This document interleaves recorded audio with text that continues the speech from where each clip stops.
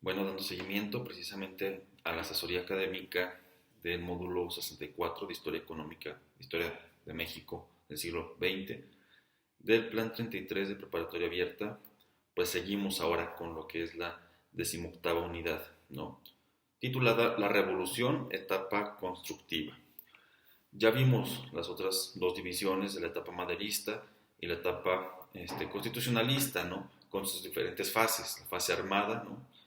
Por ejemplo, y también con la llegada de la Constitución de 1917 y cuáles son sus principales aportes y leyes que hay que analizar precisamente para tener muy en claro y muy en cuenta las preguntas del examen, ¿no? Ahora, sigue la unidad 18, la cual tiene algunas cuestiones ahí interesantes que podemos analizar. Siempre se ha hecho como que el modelo analítico de la Revolución Mexicana en su fase final, ¿no? Con los gobiernos emanados de la misma. Ahora, el gobierno de Carranza, ¿no? Y es considerado parte precisamente de esta fase última de la revolución. Sin embargo, también es considerado como prácticamente el cierre, ¿no? De una fase de construcción institucional de la Revolución Mexicana, en una fase primaria, por supuesto, ¿no? Ahí vamos a encontrar en la página 327 la cuestión del gobierno de Carranza, ¿no? Y sus problemas precisamente este, con el zapatismo y con el movimiento obrero, por supuesto, ¿no? Pero ya da otras vertientes, ¿no? Como más o menos las cuestiones económicas del gobierno carrancista. Es importante. Y bueno, tras el asesinato de Carranza, ¿no? Vemos que llega al gobierno Adolfo de la Huerta, precisamente para asumir los labores de la presidencia y después, ¿no? Que lo suceda el general Álvaro Obregón. Es importante, ¿no?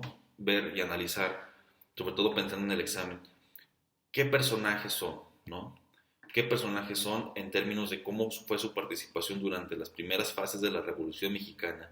Y esto les da una partida precisamente para que generen participación política posterior a la Constitución de 1917, que ya les da más armas en términos políticos para entrar al escenario de las contiendas presidenciales. Ahora, en el texto no viene muy extenso precisamente la cuestión del gobierno de Adolfo de la Huerta, ¿no? Ni tampoco precisamente del gobierno de Álvaro Obregón, por lo que voy a pasar más material respecto a este tema, porque además de ser importante nada más para tener el dato, claro que es importante para contextualizar y explicarnos por qué después nos vamos a enfrentar a un proceso político y a un contexto llamado el maximato. Es importantísimo tenerlo en consideración con Plutarco Elías Calles, ¿no? Y qué significó esa construcción precisamente para una institución política, ¿no? Una institución política emanada precisamente de estas organizaciones postrevolucionarias, en las cuales se van a engendrar los partidos políticos contemporáneos, sobre todo el PRI, ¿no? En ese sentido, es interesante también que tomemos los datos del libro, tal cual, de la página 329, 330, pero que tengamos esa reflexión histórica de cómo se dan los procesos, porque si no vamos a desligar directamente la asunción de presidentes como Obregón, como Calles, y los vamos a dejar pasar así, ¿no? Y en el examen posiblemente vengan preguntas que nos referencien a las conexiones entre los dos presidentes, y ahí es donde vamos a tener el problema. Muchas veces el estudio, ¿no? En este tipo de textos es muy tajante, sin embargo cuando ya presentan los exámenes ven que hubo precisamente una poca o nula conexión de procesos históricos, ¿no? Ahora, es importante que veamos, y esto yo creo que hay que tenerlo en cuenta como prácticamente una pregunta de examen por su importancia, ¿no? Las organizaciones, ¿no? Por ejemplo, ¿no? Durante el gobierno de Obregón, o sea, hay que entender qué presidencia estaba vigente, ¿no? Se decidió poner en práctica la Constitución del 17, ¿no? Impulsando la dotación y restitución de los ejidos a los campesinos, ¿no? Y la organización de sindicatos de los trabajadores, los cuales formaron poderosas agrupaciones, ¿no?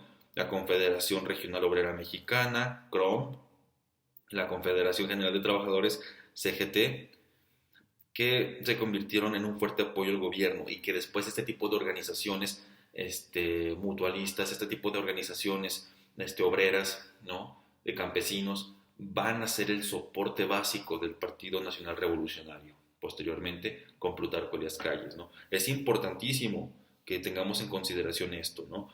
Ahora, para el caso del gobierno de Calles, hay que tener muy en consideración lo siguiente.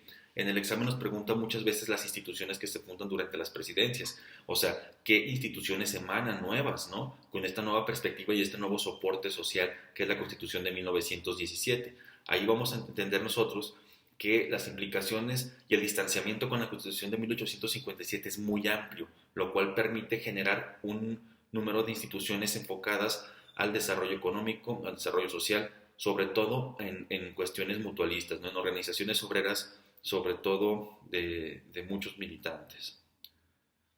Ahí tenemos, por ejemplo, ¿no? El Banco de México, en septiembre de 1925, el Banco de Crédito Agrícola, también con Plutarco Elías Calles, ¿no? Ahí vemos que también hay un movimiento muy importante, ¿no? Que se conoce como la Guerra Cristera, que tiene como política central las restricciones religiosas, ¿no? De las prácticas religiosas y de los clérigos en México. Es un proceso que, bueno, muchos lo datan desde 1927 hasta 1929, otros desde 1926 hasta 1932. Es una cuestión de perspectiva histórica, por supuesto, pero es importante que lo tengamos en consideración, pues también fue una parte fundamental del gobierno de Plutarco Elías Calles, ¿no? Y que llevó en muchos aspectos a rebeliones civiles en México, con consecuencias muy grandes y contundentes, como otro tipo de organizaciones políticas, ¿no? El sinarquismo mexicano, por ejemplo, y posteriormente allí otro tipo de partidos políticos, vigentes hasta la actualidad. Bueno, también viene lo que es el gobierno de Portes Gil, ¿no? De Ortiz Rubio y del general Rodríguez. Bueno, es importante señalar que estos son parte de este gran cúmulo de gobernantes que se dirigieron por la línea de Plutarco Elías Calles como un jefe máximo. Por eso mismo se le conoció ese periodo el maximato, ¿no? Por eso es importante que lo tengamos en consideración y no lo dejemos a la obviedad. Y eso nos va a poder referenciar directamente al personaje eje y central de la organización política mexicana en ese tiempo, ¿no? Y por supuesto, ¿no? Viene cuestiones importantes, ¿no? Los códigos de trabajo, hay que analizarlos también. Es muy importante analizar las fechas y qué instituciones emanan en esta fase de la Revolución Mexicana.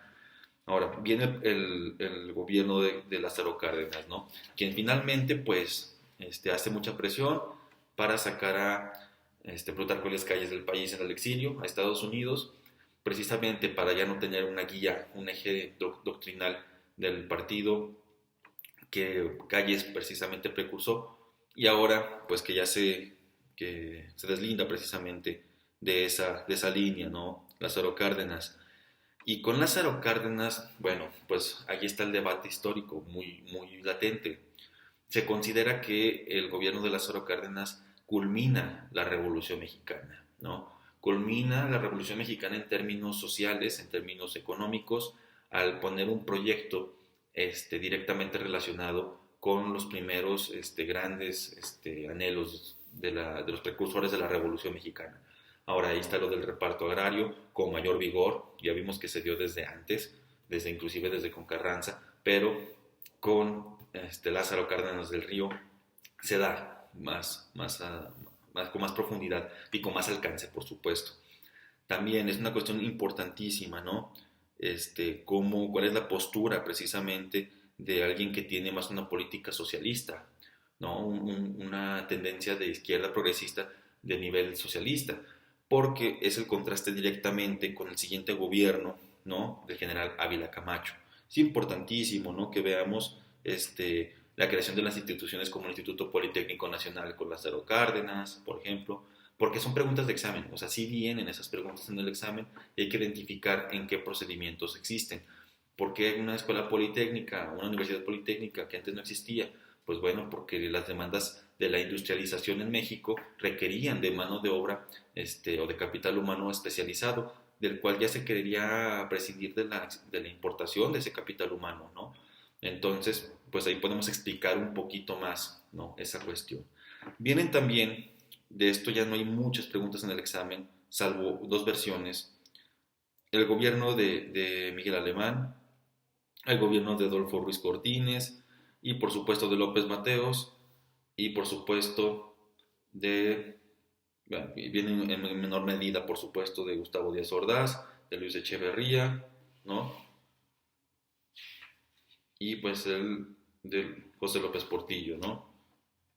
Inclusive viene un poco ahí de Miguel de la Madrid. Sin embargo, es importante que vayamos a analizar precisamente la página 338 donde vienen las conquistas de la revolución, las reformas agrarias y otra vez nos refieren a los puntos constitucionales de la misma. ¿Por qué insisto con esto desde el video anterior?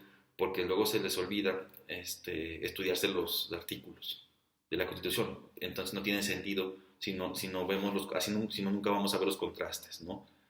La legislación obrera, por supuesto, la nacionalización de los ferrocarriles es de lo más importante, ¿no? La expropiación de la industria petrolera con Lázaro Cárdenas, aquí viene en la página 340, perdón, y junto con la industrialización del país, lo que ya les señalaba, ¿no? El proyecto económico del país, ¿no? Y bueno, los partidos políticos, cómo surgen a partir de calles, y por supuesto la política internacional de, de México, ¿no? Eso es importante, porque vamos otra vez a volver a las fases presidenciales, ¿no? Con los contextos políticos de cada uno, ¿no? Y bueno, pues finalmente, ¿no? Viene el apartado de la revolución y la cultura. Es importantísimo analizar esto porque la revolución mexicana, en esta fase de institucionalización, también viene con un cambio en la forma de la enseñanza de la historia en México, de la enseñanza de la cultura, de la difusión cultural precisamente y de la preservación del patrimonio cultural. Es cuando surge, por ejemplo, el Instituto Nacional de Antropología e Historia, ¿no? Con el gobierno de Lázaro Cárdenas. Y, por supuesto, ¿no? Es importante analizar los autores, por ahí sí vienen algunos que ya parecen más importantes, es donde el autor da un poco más de flexibilidad en su interpretación, ¿no? Es importantísimo, ¿no? Que analicen cada uno de estos puntos, ¿no? Finalmente, bueno, pues por ahí viene la lectura complementaria, mensaje del presidente Cárdenas dando a conocer a la nación la expropiación petrolera y la justificación económica de lo mismo. Es importante que en esta última fase de estudio del plan 33, el módulo 64, se hagan las conexiones precisas. Ya estaré haciendo otro video más enfocado a conectar los procesos históricos de las unidades temáticas para que sea más sencillo el estudio y para que no se pierdan las contextualizaciones, ¿no? Porque si vienen un poquito a manera de separar cada unidad un proceso histórico, cuando en realidad es más sencillo si los unimos, ¿no? Porque es un modelo más sencillo de interpretación del mismo. Y bueno, pues estaremos al pendiente de sus comentarios, de sus dudas y pues por supuesto que para pasarles material complementario.